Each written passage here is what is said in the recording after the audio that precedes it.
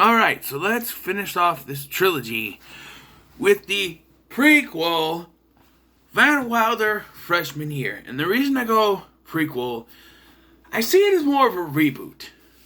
Because, well, there's continuity issues. First one being, there's no way this film can happen before the first film. So, the first film came out in 2002. So you have to assume that that's when this takes place. So which means that this would be his freshman year. And we find out in the first film he's been there for 7 years. Which means that this film should take place in 1994. It does not take place in 1994. It takes place in the modern time of 2008, which is when this was filmed, or 2009 when it was released, but I think it's 2008. It's modern time. He's even got a cell phone. And texting.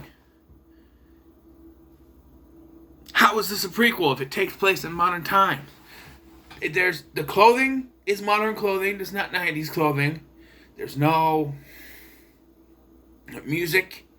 The Outcast, I think this was that song at the beginning. Dance, fucker, dance. He didn't have a chance. And then he only knew it was really only you. But it really doesn't,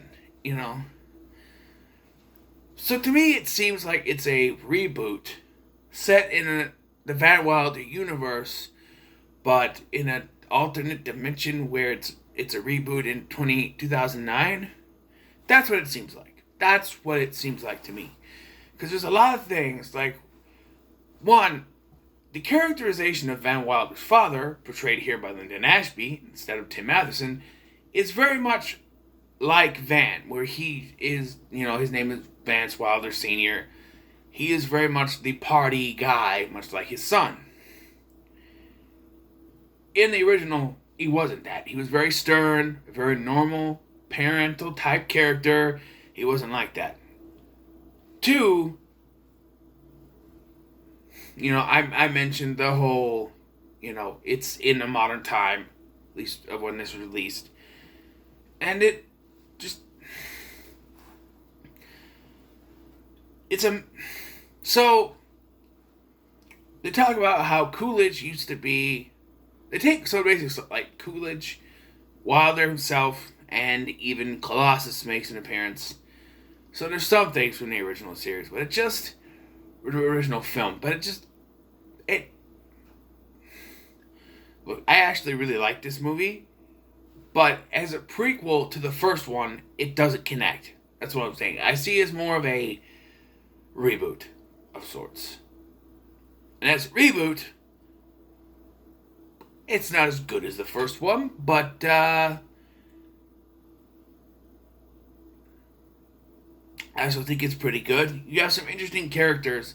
I still don't know, I didn't even look it up, who the African American roommate was in the first one. Here, you have Farley, who is white, and who has a Jamaican accent and smokes weed. I think if this movie came out today, they would do that because, no, you cannot have a white Jamaican, oh no. But then that's another thing, like, it wouldn't be, in the 1994, there wouldn't be so much, like, I don't know about 1994, but, like, I don't feel like they'd be so laid back with weed, because back then we were in, like, the DARE program, so I think back then they were cracking down on everything. Nowadays, it's very lackadaisical when it comes to that. Even in 2009, things were a little lackadaisical, so, yeah. And soon, he wants to make this a party school like it used to be, but the Dean Richard Riordan, played by Kurt Fuller, and I'll just say it. I think that Riordan is the best antagonist that there has been in this series. Sure, your first one. I mean, I'm not gonna say that Paul Gleason was really a antagonist, so to speak. He wanted more from Van Wilder. Very differently from his character in the Breakfast Club, where he was an antagonist. He didn't care, and then, of course, you had the boyfriend in that one, Dick. And, Yeah, it wasn't really much. And then the second one, you have Pip, who's probably the worst villain, I think. Except for that sword fighting, it's pretty good. And then you have Dirk, who is the boyfriend of the girl that Van wants to get with. And yes, I've said that statement like 3 times. Girl of the guy of the girl that the protagonist wants to get with, because they do it in every film. I'm not too sure on the second one, but this one I know for sure. And, that's another reason why I think it's a reboot. They follow some similar story beats. He is interested in a girl. She has a boyfriend. Boyfriend is a jerk. And the boyfriend also premature ejaculates. So, like that. He doesn't shit his pants. This one was meant to go direct to DVD. So it is raunchy. There's a lot of raunch, a lot of tits, nudity, sex jokes. There's a whole sequence where they go after sex toys so they can hook it up to a thing in the church and make the church girls, moan and stuff during the church. And it's kind of funny. To be honest. But, yeah. Also, he tries to throw a party because Reardon, has forbidden everything because she's stern and he wants things done right. And so he does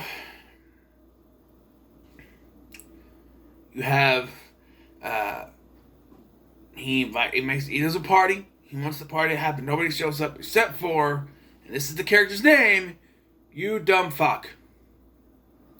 You Dumb Fuck, which they just call you because calling him that through the entire movie might have given them an NC-17 instead. This is an unrated film, so you could have just done it through the whole thing, but yeah. His name is You Dumb Fuck. He's played by Jerry Shea, who you may have seen in Psych, a couple other things. And this time watching it, though, the twist that they have with the character, which I won't explain yet, but the twist they have with the character at the end of the film kind of made me bummed. Because this character is such a great character. Farley and Hugh are two of the best characters in this franchise, I think. I like them better. Hey, nothing wrong with Taj, but I like them better than the African American guy in Taj in the first one. And those kids in the second one are nothing. These are the best side characters in the franchise, I think. They gotta be. And then you have Dirk has a little butt boy, and if you've seen the movie, you know what I mean by that. Named, I don't know his name, but he's played by Nick Nack, who was in American Pie, Beta House. And I like this actor. He's kind of funny. He's that closeted character where he's like, he's in the service, but he's got a crush on Dirk, so he's kind of a closeted character, There's a scene where Dirk's like, I think we need to take this to the next level. And so he's like, I've always wanted to hear you say that. What? Nothing. That kind of thing. Those kind of jokes. And so this all culminates because what happens is that, within I think it takes a couple days, and he's got this place wanting to be a party school again. He has converted these Christian girls to wanting sex. And this one particular chick, I don't know her name, Danielle maybe, I don't know.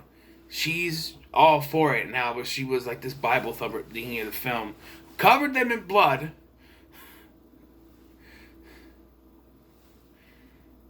For Jesus, Troy and blood on us. We drink breach, we get sent home. No one's drinking breach. Sorry, I love this film. I really do. Oh yeah, okay, so the film culminates with a war because they get set up. So what happens is that Caitlin, that's the main character's name, she is forced to do guard duty for the general's Humvee or whatever. Van, like a chivalrous man, steps in and says, I'll do it. Knowing this would happen, Reardon and Dirk set them up with the Dick Girls, that's what they're called, because that's the name of that's the acronym for their, and they show up because they've seduced the other members of a frat or something, and they come in there, and the one dick girl is chasing Van around. Uh, and of course, they come in and they get caught. And this puts Caitlin, in trouble. But then Van shows up and said, I challenge you to one of your war games. And then, at the beginning of this war game, Van's father shows up again, and they have this pretty cool war game, all things considered, where Van's team gets the lead. Like, he uses sex as a weapon. He's got these hot chicks, and they, because the whole thing is you got to take their armband thing, and it works. So eventually it gets down to Caitlin and Dirk. It's down to, everybody on one side. All of Van's team, no one gets taken, but then you only have Reardon and Dirk on the other side. You have Dirk facing off against Caitlin, and then you have Van going against Reardon. Reardon's got a gun, a real gun, pointed at him, and then you have Dirk and Caitlin fighting on a bridge. And there's this wonderful thing where, he punches her and he goes, see, that's the thing about women in the military. They can't cut it. Nothing between their legs. She punches them in the face, and then she hits them in the balls, and she goes something to the effect of, well, now we're even. Or that makes two of us, is what she says. And then, Van is held at gunpoint. The dog, Colossus, because earlier, I forgot to mention this, there's that one scene that you don't want to show to people, and this is the one. They set up the general to get this massage by Yu's girlfriend, Dong Mei. And she's rubbing peanut butter on it. You don't see it. And they bring in Colossus that licks it, and Reardon's wife walks in. And he says, no one screws my pooch. That's the line he says when he's brushing the dog's teeth. And so then the dog comes up, starts humping his leg, and he points the gun at it, and then Van's like, boom, punches him in the face and says, I told you, no one screws my pooch.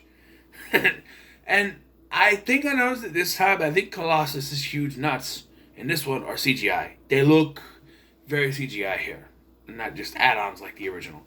But, yeah. I don't like how they explain Colossus, though. It's just like he shows it. It's not like he goes looking for a dog and finds it. He's sitting there drinking on his own, and the dog walks up, and he shows that he's from a animal testing lab or something. And it's like, oh, okay, very simple, introduction solution, but could have done more with that. Oh, his nuts are big because it's from an animal testing lab. Okay, sure. So we get to the end, and everyone's partying, and Reardon's like, oh, I'm not gonna give up. I'm doubling down security, and you can't make me quit. And Van's like, no, I can't. He can. He points to Caitlin's father. Caitlin's father takes up. He goes, what? He goes, you made your bed, now you're gonna lie in it. He goes, I'm not going anywhere. You think I'm done? I'm not done. And then this cop, who he was harassing earlier in the film, shows up, and he goes, are you resisting arrest? You bet your ass I am. Thank you. And tases him in the balls with metal weight 94. No taser guns. So this has to be in the amount of time. And so Caitlin is going to get her, you got to round this up. So wrap this up. So Caitlin gets accepted. Or he gets her recommendation from her father to the military school or whatever. And Van and his dad, they shake hands and stuff. And then they introduce him to his chief of security, or and it's you, and he's been undercover, he speaks perfect English, and yeah, so did Dong Mei know about this? Apparently he's been, and he resigned from the post, so it's just that's why I'm like, no, we had a pretty cool, if not stereotypical Asian character, but it's portrayed by an Asian person. It's like Mickey Rooney in Breakfast at Tiffany's thing. This is an actual Asian person playing that character, so it can't be considered racist because he's Asian. But I liked the character the way it was, and that reveal this time around kind of rubbed me the wrong way. It's just like, oh, why'd you have to do that? I liked the character the way he was, and now you kind of ruined that character for me. And let me get this moment. So, you know, there's this horrible ADR moment where Caitlin and Van are driving in the golf cart and stuff and talking about sex. Nearly runs out the road when she mentions it. And then we come back to the party and Farley goes, "Hey, where's that nasty boy Dirk?" And we cut to Dirk and Knick Knack, I don't remember his character's name, rope tied to a tree, in her underwear, and Dirk's tied to the tree this way, and then Knick Knack's wrapped around him this way, front to his back. Yeah, he's like, sir, something's going on. What do you mean? What do you mean? Yeah, we're supposed to believe that he, one, got a boner that quickly. Sometimes it happens, and then it went right up the butthole through the underwear. Underwear stops stuff like that. I'm just saying. I've never been in that situation. I like the women, of course. But I've been in a situation where it's been underwear on underwear. Stuff stops. So, yeah. With a woman, of course. But, yeah. Yeah, I still enjoy this movie. I think it's funny. And while I still consider the first one to be my favorite, this one is probably my most watched out of all of them. Well, for one, I didn't have this movie, the first one, until like a couple of years ago when it came on 4K. But, yeah, I've had Van Wilder freshman year twice. And I have it in this little makeshift case because I had all three movies in here. And, then I got the 4K, so I got rid of the first one and just made it a sequel collection. It's not a very good.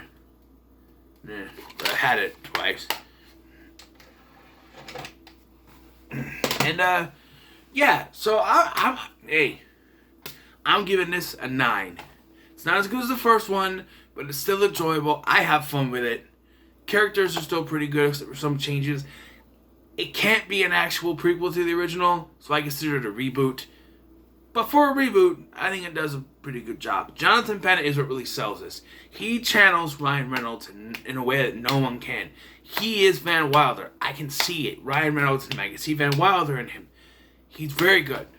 So it's a 9 out of 10. So what are your thoughts on Van Wilder freshman year? Let me know in the comments below. Make sure to like, share, and subscribe. Thank you for watching. I've been Scotty, and I'll see you in the next one.